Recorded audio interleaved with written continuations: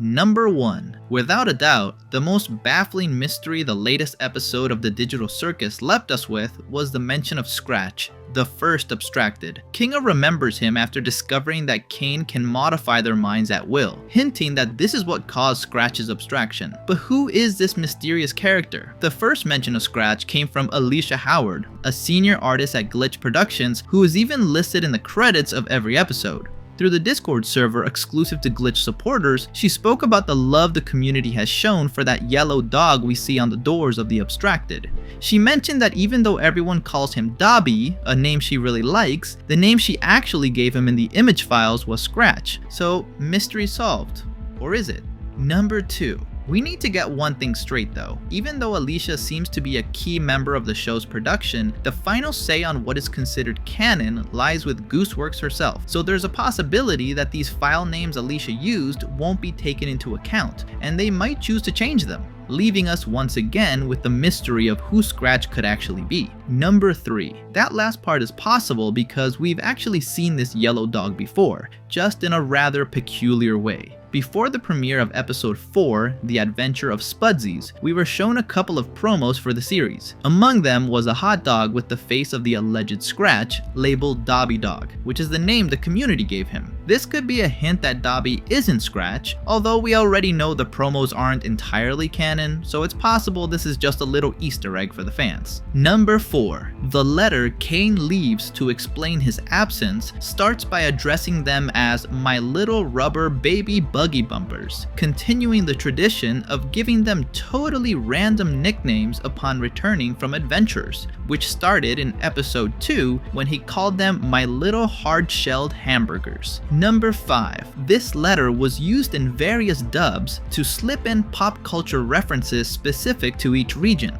For example, the Spanish dub references The Simpsons. It also ends the letter in a more affectionate way, saying he loves them very much. This reminds us of that Polish dub from episode 3 that became very popular, where the random phrase he says upon returning from the adventure is "Welcome back, my skibbity sigmas," a phrase Alex Rochon, Caine's original voice actor, loved so much that he even redubbed it for the fans. Number 6. The letter ends by saying he hopes they can take care of themselves until he gets back, while the meal he wants to prepare is a milk and cigarette casserole, which is pretty gross. This seems to reference a lot of things, from a song with that name to a band, and even a podcast. However, it's also possible it's a metaphor for contrasts, with milk representing something innocent and cigarettes representing addiction, though it might just be a typical nonsensical joke from Gooseworks. Number 7. Wrapping up Caine's letter, in one corner we can see the C&A logo again, the company that appears to be the creator of the Digital Circus, and which we see later in the book belonging to the NPC trapped in the Chinese room. We also see a small bee, creatures we know Caine loves,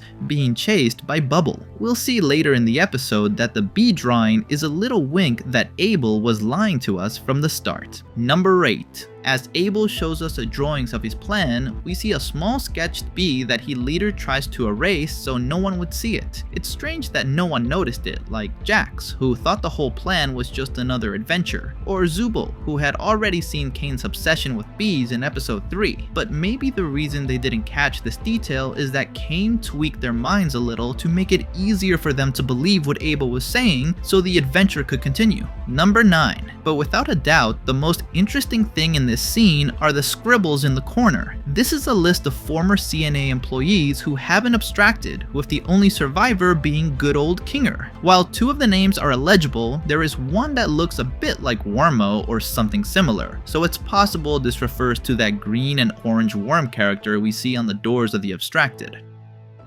However, the most striking name on this list is Kaufmo. Thinking that Kaufmo was a CNA employee just like Kinger is something that had crossed our minds, although this could all be another lie from Abel to make the adventure feel more realistic. It's also possible there's some truth to what he said, since his plan has a lot of technical details he must have learned somehow. During the quiet moments on the beach, we see Pomni dive in to look for Ragatha's lost eye. This is where she meets a pair of fish with Uruguayan accents. In the original audio, the voices are provided by Zach Hadel, the voice of Charlie from Smiling Friends, and the one and only S.R. Pello, a beloved Mexican artist who collaborated with Glitch Productions on their 2023 annual stream and is best known for his iconic animations like Spooky Month. Number 12. And if you loved this duo of weirdly animated fish, you should know you can get them in real life. Among the new Glitch merch, you can find the ugly fish turned into plush keychains. Their description reads, "Who are we to say these fish are ugly? After all, beauty is in the eye of the beholder. Perhaps you can form an opinion after purchasing them and seeing them up close." Number 13. After Jax goes back to his room and looks at the photo of his old abstracted friends, a hole appears in the corner with Ribbit's arms coming out. It's a pretty strange scene, but one that was subtly spoiled for us before the chapter released. In one of the Glitch videos promoting the Jax plush in the Pomni suit, we see Jax wake up from this nightmare after the little Ribbit plush speaks to him and Jax's hand grabs it, waking up outside the Corner of Nightmares, which is exactly what we see happen in episode 7. Number 14. The person voicing Ribbit in this episode is Sky Redden, who revealed it in a Twitter post wearing frog pajamas, and is even listed in the episode's credits. But where did we hear his voice? Well, most likely when Jax finds the orb that encases his adventure in the snow, which might be the moment the photo he sees in his room was taken. However, the voices aren't very distinct, so it's possible that's where we heard it. Plus, it's likely that in upcoming episodes, we'll see a flashback of Jax's past showing us clearly what happened on that adventure. Number 15. After touching Ribbit's hand, Jax is transported into his own mind, which is where we see Jax completely without his costume. And if you like seeing Jax like that and don't plan on seeing a therapist, use that money to buy a small unsuited Jax figure. At least here he has his modesty covered by a clam, but if you're still interested, you can buy the whole set of Digital Circus figures themed around their beach day. Number 16.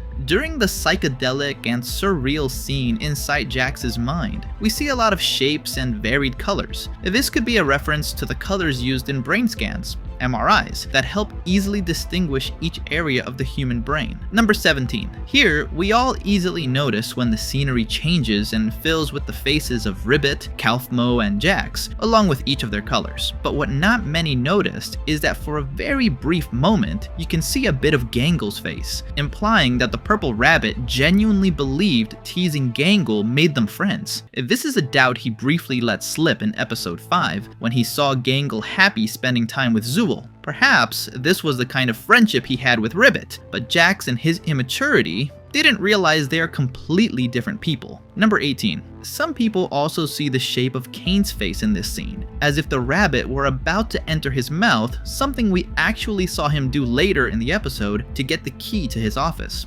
If this little detail might foreshadow the influence Caine has on Jax's mind, which is causing the instability in his memories and his near-abstraction, something that was only indirectly avoided by Pomni's arrival waking him up. Number 19. Jax's room had remained a complete mystery. We remember the pin series where Glitch showed us everyone's rooms except Jax's. We only saw his door and the broken name sign on the floor. However, it isn't until this latest episode that we finally discover what he's hiding. Upon waking from the nightmare, we see his pink or maybe light purple room, full of clouds with rainbows and a starry sky. The decoration is generally very childish, contrasting with his claim in episode 5 where he tells Pomni that his current form is the peak of masculinity. Judging by his room, he was clearly right. Number 20. The design of his room reminds us a lot of the picnic scene in episode 5 that we mentioned earlier. Perhaps this is why he felt so vulnerable and allowed himself to speak at least a little about what he truly feels. A sad detail is that we see a small table with 3 chairs, each in the colors of him and his friends, green, yellow, and purple.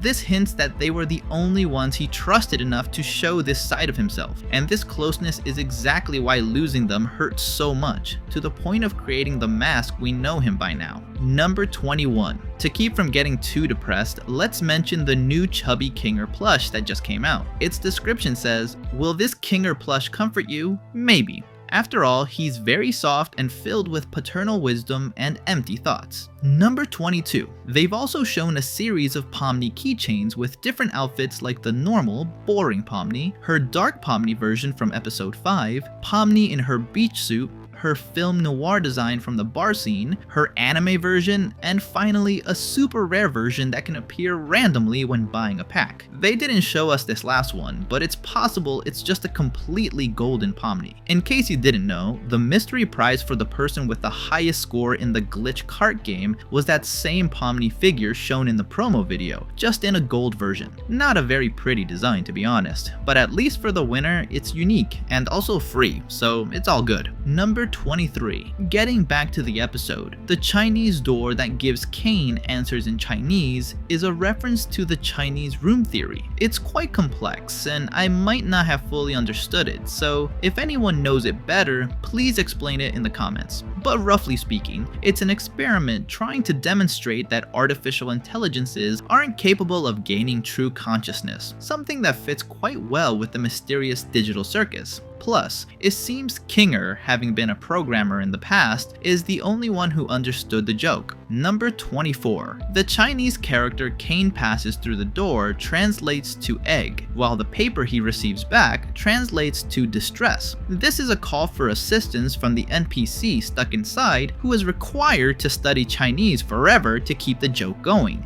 Unfortunately, Caine doesn't pay much attention to the message since he doesn't speak Chinese. Number 25. It's right when the Chinese room door opens that the NPC is finally free, fleeing before Caine can lock him up again. This is the moment where everyone puts on a surprised face at the strange situation, everyone except Pomni, who, for no apparent reason, makes a very funny face that the whole community has absolutely fallen in love with. Number 26. The moment Jax and Ribbit's hands touch, we can see that Ribbit's hand says chill, while Jax's says fellas. We've actually seen this phrase before in episode 6, specifically scrawled in the bathroom where Jax suffers his infamous anxiety attack. Number 27. When Abel says his name, epic music swells, creating a truly impactful moment. At least for us. While it's just another name to the circus members, for the fans, this was a glimmer of hope regarding the theory that CNA stands for Cain and Abel. You know, the biblical brothers where one betrayed the other. In this case, Cain would be the one who betrayed Abel, trapping him in that NPC body.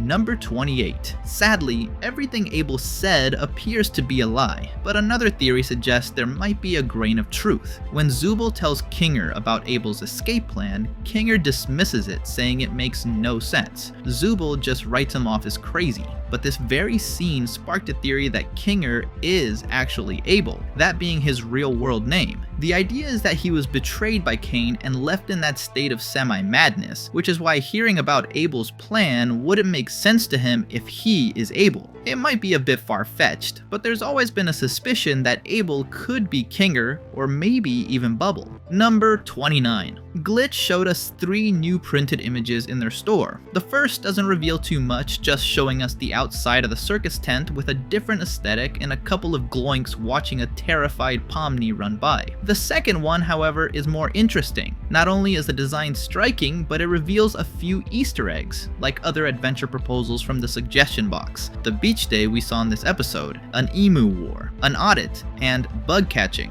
which could refer to catching insects or perhaps fixing errors within the simulation. Number 30. Here we also see Pomni's original name again, which we first and last saw in the series pilot. However, it's strange that the pop-up window shows Gangle associated with his file name. Number 31. The last image is titled Canes and Jam. You can shut up now, depicting a basketball game between the circus members and the NPCs we've seen throughout the series. We see Meng from episode 6, the disappearing guy from episodes 5 and 6, and even Abel himself trying to block Cane's shot. Caine seems to have inserted himself into the middle of the game since Gangle has the actual ball, but he's trying to score using Bubble as a basketball. Number 32. In the Bleacher advertisements we see logos for Spudsies, CNA, and even Gooseworks. Interestingly, the front row features characters from past adventures, the Gloink Queen, minus her kids, and Orbsman holding something indistinct, possibly the little ghost from the mansion adventure, since we also see the ghost of Martha Mildenhall from that same episode. Max and Chad, Gummy Goo's friends from the Candy Kingdom adventure, also appear,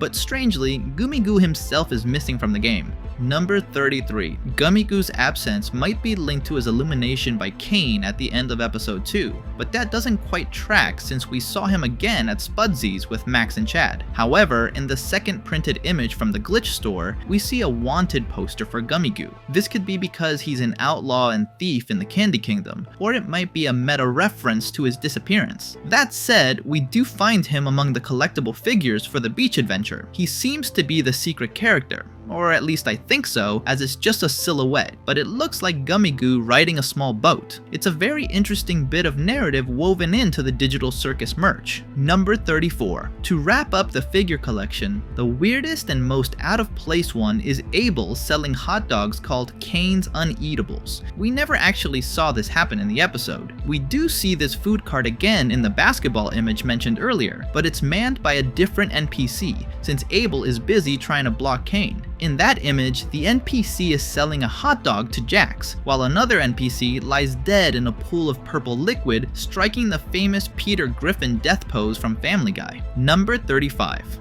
This latest episode actually made us empathize with Caine a bit. He looks genuinely happy, feeling that the humans in the circus appreciate him and consider him as real as they are, especially when Jax asks about his hobbies. Plus, Abel mentions that if everyone left, Caine would remain alone in the simulation, his eternal prison, left without purpose with no inhabitants to make happy. Unfortunately, this empathy was short-lived thanks to the ending, which reveals it was all a trick to get them to participate in his adventure. We also discover he can modify their minds, which generates a lot of distrust toward him. Number 36. It's during Caine and Jax's lunch that the meaning of those real-world photos from episode 6 is finally revealed. They represent Caine's obsession with understanding that mysterious place, which he calls the macroverse, and his attempts to recreate it. This makes it clear that Caine's personal project is the place we saw behind the exit door Pomni found in the pilot, the CNA offices in the real world. Number 37.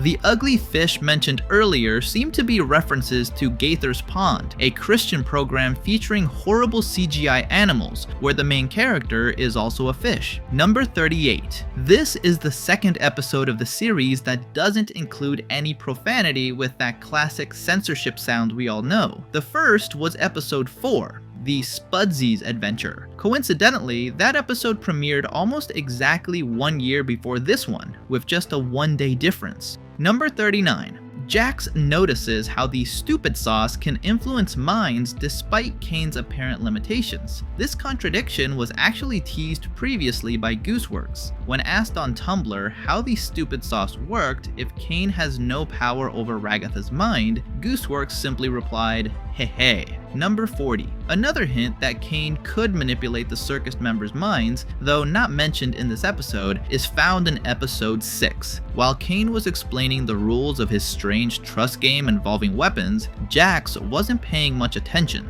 To avoid repeating the explanation, Caine decided to simply download all the instructions into his mind at once. This was clearly a clue pointing toward Caine's deception. Number 41. In the administrator zone, you can see geometry that recreates the menus from the PlayStation 1 demo discs and the PlayStation 2 startup screen. Number 42. Let's remember that before this latest episode premiered, we were shown a beach party invitation where everyone looked happy, enjoying a brief moment of tranquility. However, after the premiere of episode 7 and its massive reveal ending, we were shown a thank you card for watching. In this one, everyone looks quite depressed and traumatized. Pomni is lying on the sand, Ragatha is in shock, Jax looks pensive, Kinger is buried in the sand, and Gangle is trying to stop Zubo's pieces from drifting away in the lake. Number 43. Something that went unnoticed is that this is the only episode where Gangle's comedy mask doesn't break, mainly because she never puts it on. It's possible it broke before the episode started, but it's more likely that the support Zubo has shown her in recent episodes has made her realize she can be happy even without her comedy mask. We constantly see her displaying hope and happiness whenever she's close to Zubul. Number 44. The community found a huge similarity between Jax's psychedelic trip scene in this last episode and the moment Pomni first sees the vastness of the void in the pilot. The shots are identical. Both drift uncontrollably with shocked expressions, and there are close-ups of their eyes reflecting what's happening in front of them. This parallelism adds great detail to the scene, especially considering both are pulled out of their trip by an external force, Caine for Pomni and Pomni for Jax. Number 45. Foreshadowing is a narrative device that drops subtle or direct hints about future events, and we see this in the Digital Circus. For example, in episode 5, after Jax ends Ragatha's last life, Pomni arrives to check on her friend. In the background, we see Jax on the red side and Pomni on the blue side, exactly the colors of the buttons in this latest episode, with the red button being the one Jax eventually chose. Also in episode 5,